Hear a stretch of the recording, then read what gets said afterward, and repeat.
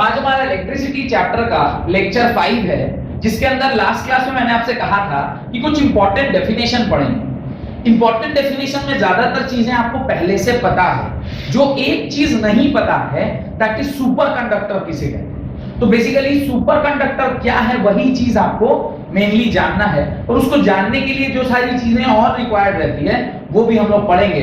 उसके अंदर पहला लिखिए गुड कंडक्टर। फर्स्ट डेफिनेशन लिखिए गुड कंडक्टर, अ कंडक्टर और a material which offers low resistance or high conductivity. A conductor or a material which offers low resistance or high conductivity to the flow of electron or electric current, to the flow of electron or electric current in an electric circuit is known as good conductor, is known as good conductor. तो अच्छा conductor वो है जिसमें resistance क्या हो, लो हो। Condition क्या बोल रहा है, पहला लो रेजिस्टेंस होना चाहिए, और दूसरा हाई कंडक्टिविटी। उसका कंडक्टिविटी क्या होना चाहिए, हाई होना चाहिए। कंडक्टिविटी हाई होने का मतलब है कि जो फ्लो ऑफ इलेक्ट्रॉन है वो फास्टर है। फ्लो ऑफ इलेक्ट्रॉन क्या हो रहा है, फास्ट है। फ्लो ऑफ इलेक्ट्रॉन जिस भी सब्सटेंस में फास्ट होगा उसकी कंडक्टिविटी ज्यादा होगी, और जिसकी कंडक्टिविटी ज्यादा होगी उसकी रेजिस्टिविटी कम। ये हमने एक रिलेशनशिप लिखा था, रेजिस्टिविटी इज या resistance is inversely proportional to conductance. आपको थोड़ा बहुत भी ध्यान है, अगर नहीं ध्यान है तो रिलेशनशिप भी ध्यान रखिएगा। Resistance is inversely proportional to 1 upon conductance.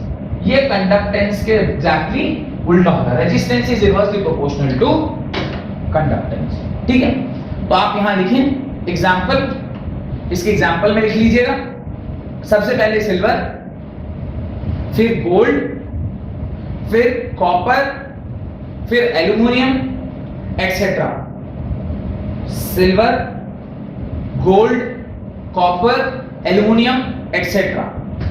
Non metals में एक कंडक्टर होता है जिसका नाम है ग्रेफाइट। तो ग्रेफाइट एक नॉन मेटल होते हुए भी क्या है, कंडक्टर है, तो वो भी लिख लीजिएगा। Graphite is also a good conductor of electricity. Second लिखिए पुअर कंडक्टर। देखिए there is a difference between poor conductor and insulator. Poor conductor मतलब जिसकी रेजिस्टिविटी ज्यादा है और कंडक्टिविटी कम है। कंडक्टिविटी नहीं है ऐसा नहीं बोला गया, कंडक्टिविटी कम है, रेजिस्टिविटी ज्यादा है या रेजिस्टेंस ज्यादा है। अगर उसका रेजिस्टेंस ज्यादा होगा और उसकी कंडक्टिविटी अगर कम है तो उसे भी मैं कंडक्टर बोलूंगा, पर मैं उसे बोलूंगा बेकार कंडक्टर, यानी पुअर कंडक्टर ऑफ इलेक्ट्रिसिटी। लिखें अ कंडक्टर और material which offers higher resistance, a conductor और material which offers higher resistance to the flow of electron.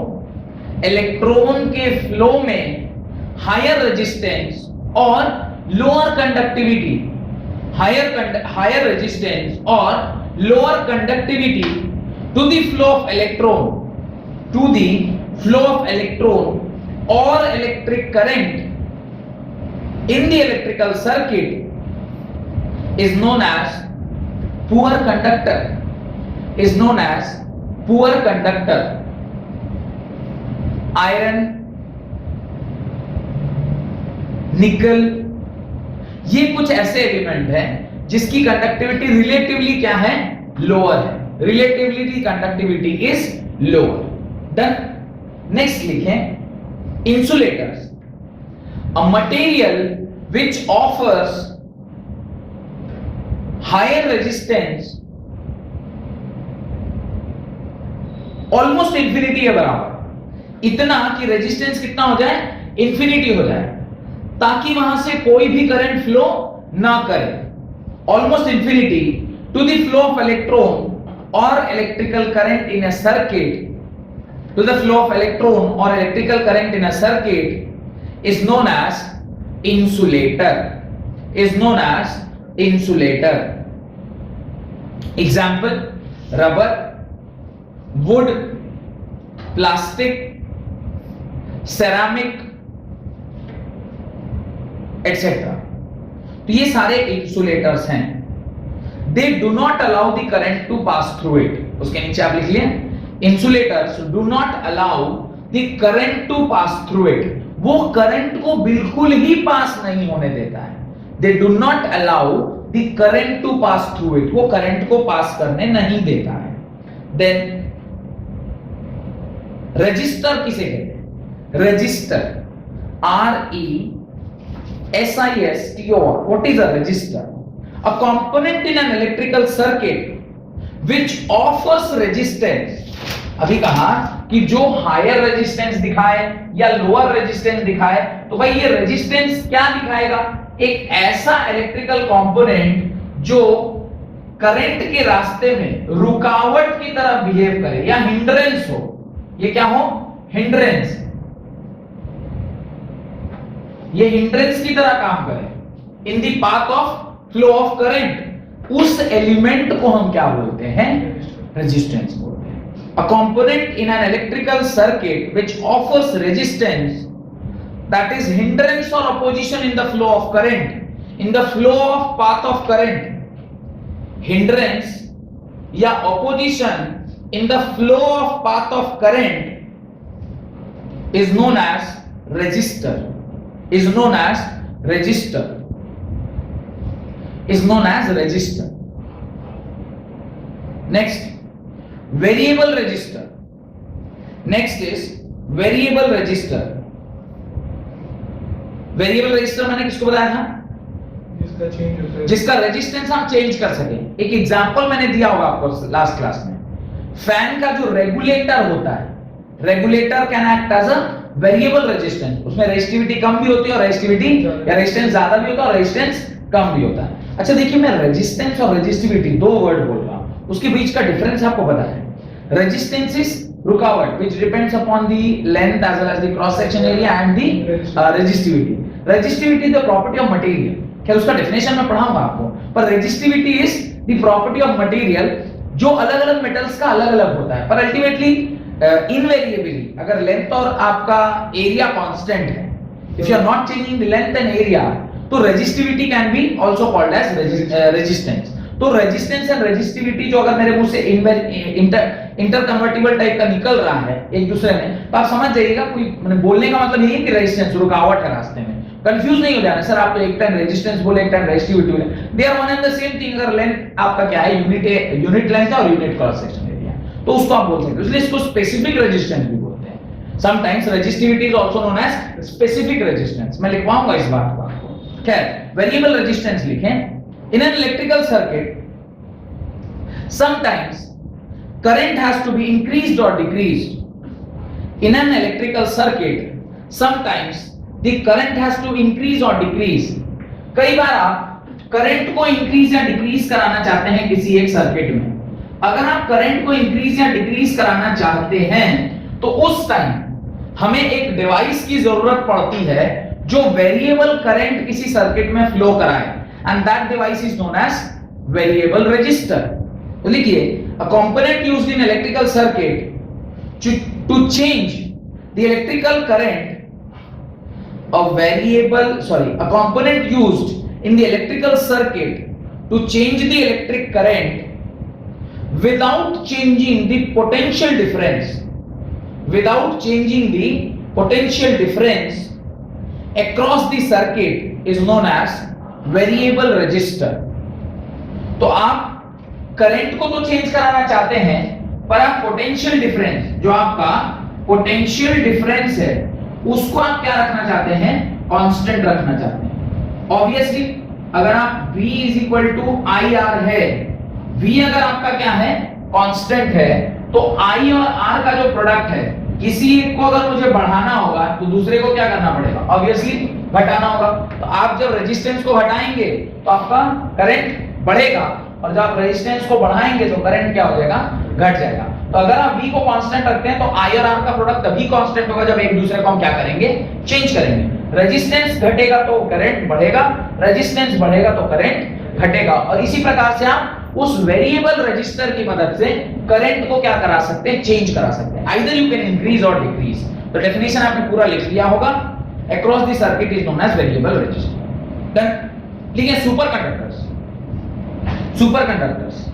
Superconductors are the material which have zero resistivity, which have zero resistance, and the conductivity is almost infinity. Conductivity is almost infinity at very low temperature. At very low temperature of 0 to 15 Kelvin, of 0 to 15 Kelvin is known as superconductor, is known as superconductor।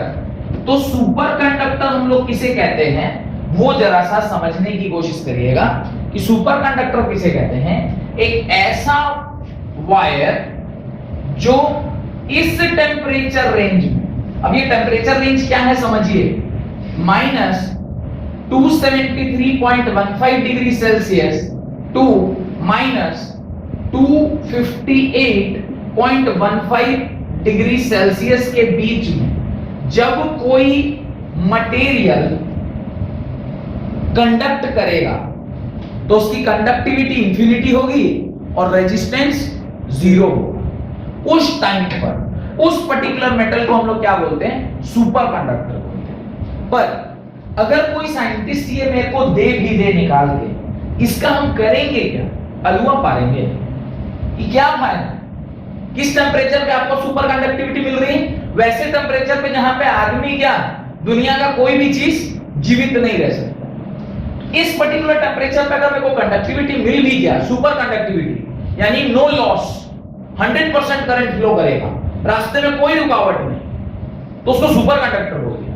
लेकिन इसका कोई फायदा नहीं, जब तक ये room temperature पे हमें नहीं मिल रहा है इसका हमें कोई फायदा नहीं। रूम टेम्परेचर पे ऑलमोस्ट 15 डिग्री सेल्सियस से 30 डिग्री सेल्सियस के बीच में एक साइंटिस्ट फ्रॉम आईआईएससी बैंगलोर, सम पांडे नाम है उनका, उन्होंने इजाद किया सुपर कंडक्टर। 15 डिग्री सेल्सियस से 30 डिग्री सेल्सियस के बीच में गोल्ड के एलॉय से बनाया, सेरामिक और गोल्ड ऐसा कुछ मिक्स करके, वो जो पर्टिकुलर सब्सटेंस है वो सुपर कंडक्टिविटी है। रिसर्च का बहुत बड़ा एरिया आपके पास इलेक्ट्रिकल फील्ड में दिखाई दे रहा है। आप बड़े होकर ऐसे कुछ एक मटेरियल से बनाइए जो इजीली अवेलेबल हो और वो 0 डिग्री सेल्सियस से 50 डिग्री सेल्सियस के बीच में काम करे, तो हम उसे डे टू डे वायर में यूज कर लेंगे। तो ये जो कॉपर वायर यूज कर रहे हैं उसके जगह पे आपके नाम का कुछ वायर आ जाए जिस मटेरियल को आपने बनाया है, अनुभव मटेरियल, अनुभव कंडक्टिविटी, अनुभव सुपर कंडक्टर, ऐसे कुछ एक वर्ड आ जाए और उसको हम लोग यूज करें ताकि हमें बिल का जो है वो झंझट रहे ही ना, कम से कम बिल आएगा। कंडक्टिविटी 100%, रेजिस्टेंस 0, रेजिस्टेंस से ही एनर्जी का कंजम्पशन होता है, कहानी खत्म हो जाए। बात समझ में आ रहा है? लेकिन ऐसा हो नहीं पा रहा है। जिस दिन हो गया उस दिन चमत्कार, तो लोग लगे हुए हैं ऐसा चमत्कार करने में। ऐसा कोई मटेरियल अब तक जो हम लोग पहुंच पाए हैं, दिस इज एट 150 केल्विन। आप जो पहुंच पाए वो कहां तक पहुंच पाए हैं, 150 केल्विन तक पहुंच पाए हैं। 150 केल्विन का टेम्परेचर आप अचीव कर पाए हैं। 150 केल्विन मतलब कितना, माइनस मेरे ख्याल से 123.15 डिग्री सेल्सियस। अगर इस टेम्परेचर पर भी रीच हुआ है, समझो हम आगे बढ़ रहे हैं। और अभी वाले जो साइंटिस्ट हैं इन्होंने 15 डिग्री सेल्सियस तक इसको हिसाब किताब लगा दिया है। 15 डिग्री सेल्सियस तक हिसाब लगा है, मतलब फिर भी बहुत करीब ले आए हैं। अब रह गया है कि 15 डिग्री सेल्सियस को और फर्दर बढ़ाकर कितने पर, कम से कम 50, तो हम लोग का तो काम निकल जाएगा। और दूसरा कंडीशन सस्ता मटेरियल है। अब आप गोल्ड का निकाल दीजिएगा, वही तो कॉपर का ढंग से लोग लगा नहीं पा रहे। एक गोल्ड का अगर वायर में आप कर ही दीजिएगा तो हमको उससे क्या फायदा, आम जनता को उससे क्या फायदा। तो मटेरियल भी सस्ता होना चाहिए। बात समझ में आ रही? इसको बोलते हैं सुपर कंडक्टर। ठीक है, हेडिंग आ रहा है रेजिस्टिविटी और स्पेसिफिक रेजिस्टेंस। हेडिंग आ रहा है रेजिस्टिविटी और स्पेसिफिक रेजिस्टेंस।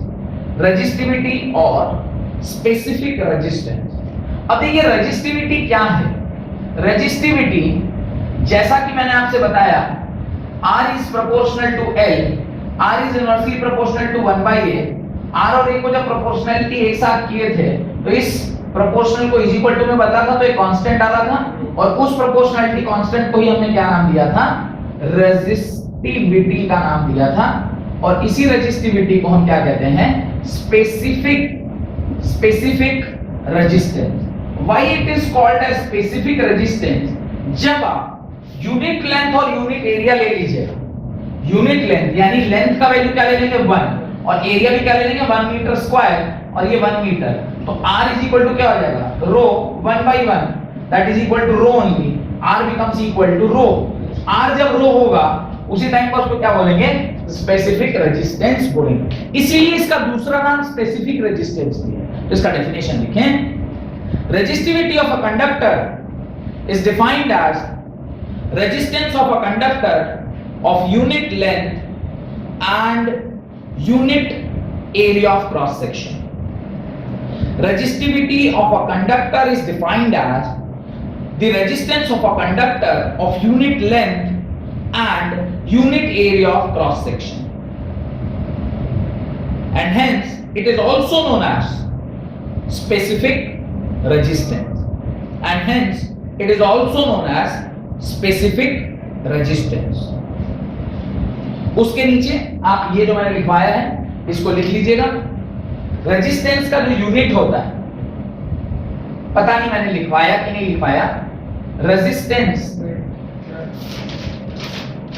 का जो यूनिट होता है वो होता है ओम, जिसको हम लोग इस प्रकार के सिंबल से डिनोट करते हैं। रेजिस्टिविटी का जो यूनिट होता है वो होता है ओम मीटर, ओम मीटर या फिर ओम मीटर। ये कैसे आया, रो इज इक्वल टू होगा आर ए बाई एल, और जब आप इसे सॉल्व करेंगे तो आएगा ohm into metre square by metre, metre से metre cancel, rho is equal to ohm metre के बराबर। तो इस प्रकार से इसका यूनिट बनता है। तो दोनों का यूनिट ध्यान रखिएगा, स्पेसिफिक रेजिस्टेंस का यूनिट होता है ओम मीटर, और रेजिस्टेंस का यूनिट होता है सिर्फ और सिर्फ ओम के बराबर। डन, यहां तक कोई दिक्कत है तो बताइए। नहीं लगे हां तो दो टर्म और पढ़ लीजिए। एक होता है कंडक्टिविटी, एक क्या होता है कंडक्टिविटी, एक होता है कंडक्टेंस। तो आप पहले लिखिए conductance, right. The reciprocal of resistivity, यहां तक सबने लिख लिया, इस पॉइंट तक लिखें conductance. The reciprocal of conductivity is known as conductance. Reciprocal of conductance, the reciprocal of resistance is known as conductance. Conductance is denoted by capital C. Conductance जो है वो कैपिटल सी से डिनोट किया जाता है, जो कि 1/r के बराबर। ठीक है, तो conductance is reciprocal of resistance, it is denoted by capital C। यहां ध्यान से देखिए, C is equal to 1/r की जगह पे क्या आप ये लिख सकते हैं, रो L बाई A लिखा जा सकता है। तो C इज इक्वल टू क्या हो जाएगा, A by rho L, C को 1 by rho into area by length लिख सकते हैं। 1 by rho is known as sigma, इसको आप सिग्मा लिख सकते हैं। तो C is equal to rho A by L, where what is rho, 1 by rho, 1 by rho is equal to क्या है, सिग्मा के बराबर, and sigma is conductivity, sigma is conductivity। तो reciprocal of resistivity is what, conductivity। बात समझ में आ रहा है? तो ये पूरा लिख लीजिए, उसके बाद बताइएगा सिग्मा इज कंडक्टिविटी, और उसका डेफिनेशन मैं उसके नीचे लिखवाता हूं, that is the reciprocal of resistivity is known as conductivity. The reciprocal of resistivity is known as conductivity. The reciprocal of resistivity is known as conductivity. अब ये सारी बातें अगर आपको समझ में आ गई है तो मैं इसका यूनिट बताता हूं आपको कि कंडक्टेंस का यूनिट क्या होगा। तो ये मेरे ख्याल से आपने पूरा लिख लिया होगा, इसको मैं यहां मिटा रहा हूं। और अभी हम लोग यूनिट ऑफ कंडक्टिविटी देख करते हैं। तो कंडक्टिविटी क्या है? कंडक्टिविटी इज 1 अपॉन रो, यानी कंडक्टिविटी इज 1 अपॉन ओम। तो कंडक्टिविटी का यूनिट होता है ओम इनवर्स।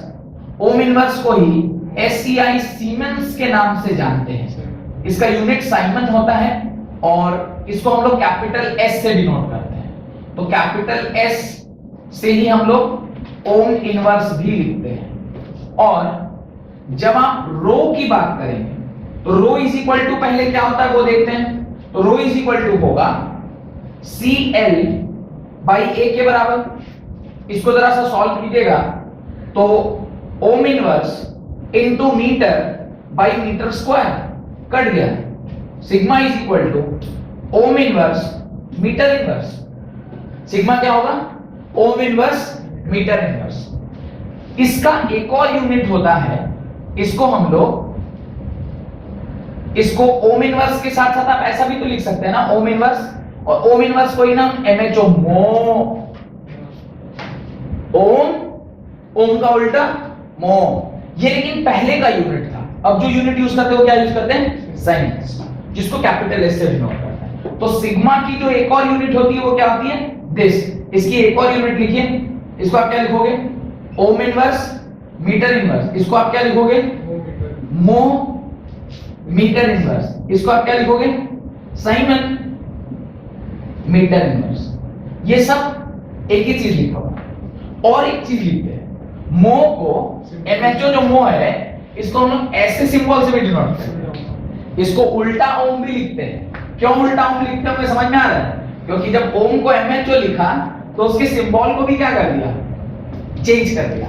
तो इसको हम लोग उल्टा भी लिखते हैं, यानी यहां पर एक और सिंबल भी आ सकता है इसका, ये ऐसा भी लिखा जा सकता है।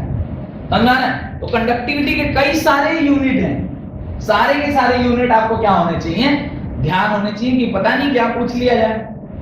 यहां तक अगर समझ में आ गया तो फिर हेडिंग डालें, डिपेंडेंस यदि factor on which resistivity depends, the factor on which resistivity depends, the factor on which resistivity depends.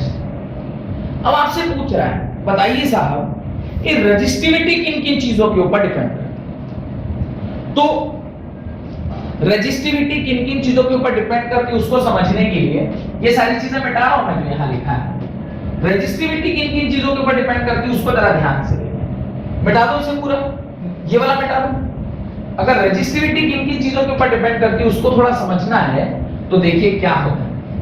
Resistivity अगर फॉर्मूले को ध्यान से देखिए तो फॉर्मूला है rho is equal to RA by L के बराबर। तो यहां से मुझे क्या पता चल रहा है कि resistivity directly proportional to area and resistivity inversely proportional to 1 by L के बराबर होना चाहिए। पर ये कैसे पता चल रहा है? From mathematics. मैथमेटिकली हमें ऐसा लग रहा है कि रो क्या होना चाहिए? डायरेक्टली प्रोपोर्शनल टू एरिया और रो इनवर्सली प्रोपोर्शनल होना चाहिए लेंथ के, पर ऐसा नहीं होता है। इन फैक्टर्स के ऊपर रेजिस्टिविटी डिपेंड नहीं करती है। रेजिस्टिविटी किन फैक्टर्स के ऊपर डिपेंड करती है?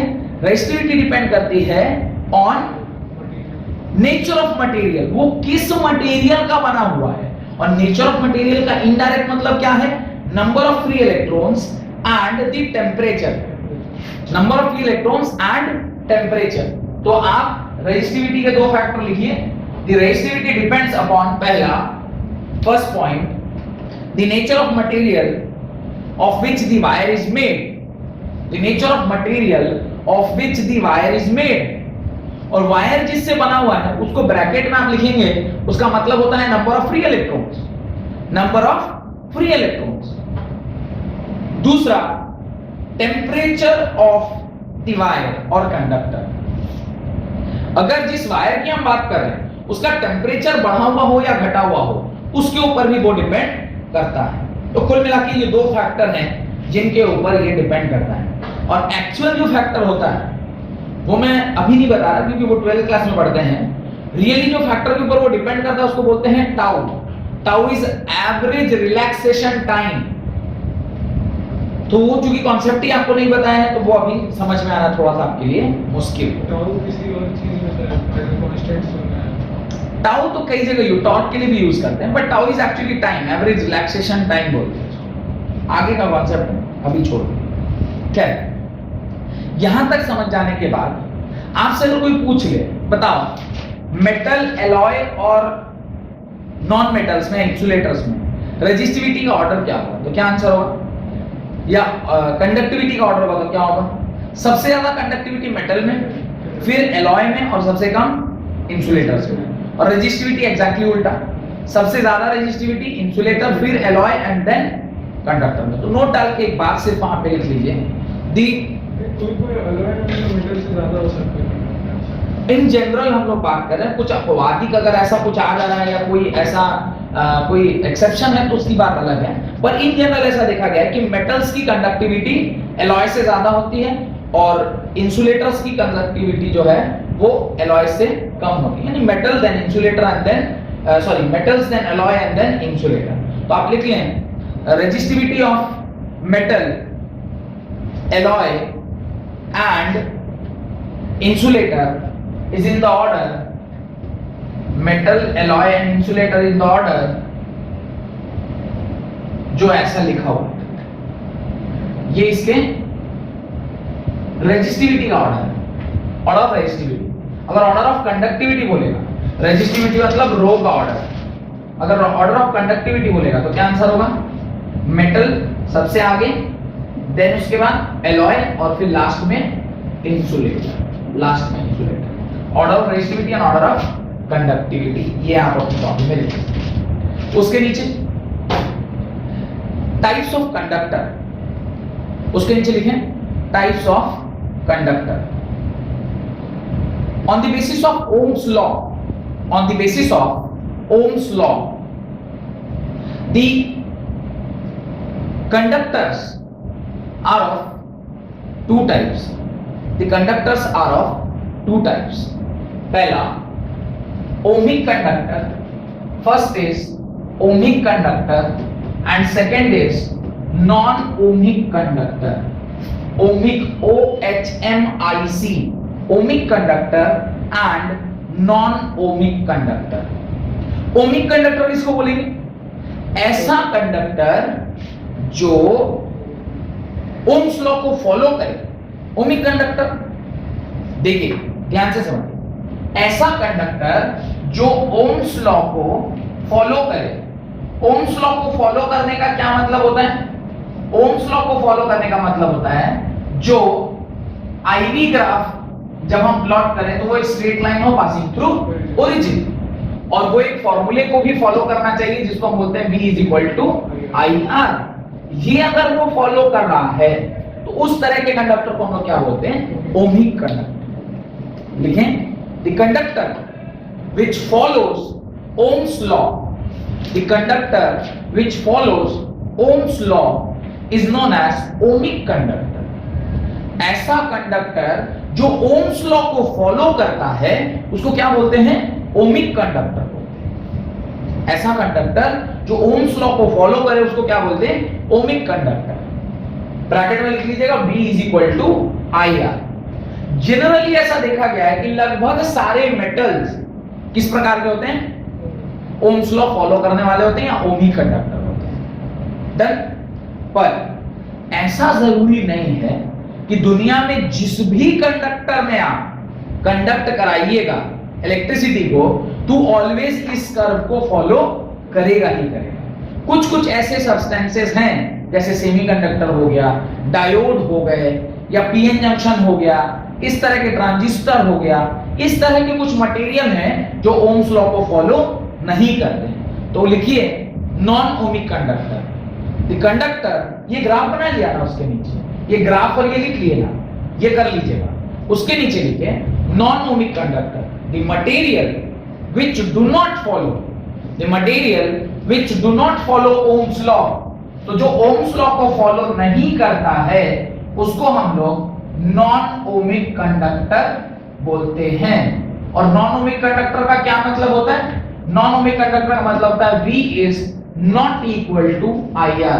V = IR नहीं है, या V ≠ IR बोलें, या मैं बोलूं कि V is proportional to I है और यहां पर V is not proportional to I है। यहां पर v is proportional to i है और यहां पर v is not proportional to i है। ये v is not proportional to i, यहां प्रोपोर्शनैलिटी नहीं है। अगर प्रोपोर्शनैलिटी नहीं है तो ग्राफ जो है वो कुछ दूसरे प्रकार का होगा। ग्राफ जो हो सकता है वो कुछ ऐसा हो, और जरूरी नहीं है कि ग्राफ ऑलवेज फर्स्ट क्वाड्रेंट में ही रहे। कई ऐसे एग्जांपल हैं जहां पे ग्राफ जो है वो इवन थर्ड क्वाड्रेंट में भी देखने को मिलता है। कुछ इस तरह का ग्राफ भी प्लॉट किया जाता है। तो ये I वर्सेस V का ग्राफ है। यहाँ पर करंट मिली एम्पेयर में पाया जाता है और यहाँ पर म्यू एम्पेयर। ये ट्रांजिस्टर का ग्राफ है या डायोड बोलते हैं जिसको। ट्रांजिस्टर्स में ऐसा देखा जाता है। पीएनपी ट्रांजिस्टर या एनपीएन ट्रांजिस्टर में हम लोग इस प्रकार का ग्राफ देखते हैं। तो यहाँ पे सिर्फ तो V is proportional to I है, पर यहाँ पे V is not proportional to I।